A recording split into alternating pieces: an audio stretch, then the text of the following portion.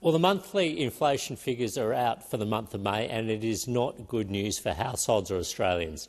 Inflation is running at an annualised rate of 4%, and inflation is actually accelerating. It was 3.4% in February, 3.5% in March, 3.6% in April, and now 4%.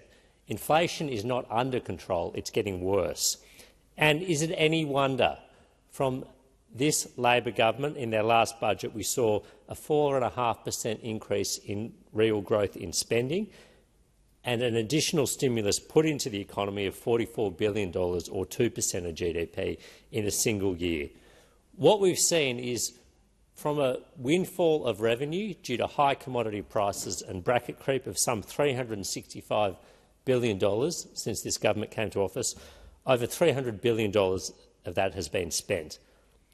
It led organisations such as the Australian Financial Review to describe the last budget as the most irresponsible budget in recent memory.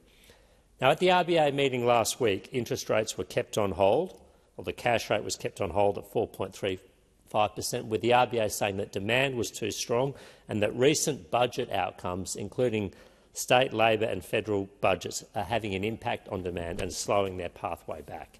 Inflation is now getting further away from the RBA's 2 to 3% target, and this is an Australian phenomenon. In the US, inflation is running at 3.3%. In the Eurozone area, 2.4%. In the UK, 2%. In Canada, 2.9%. But in Australia, our figure has a 4 in front of it.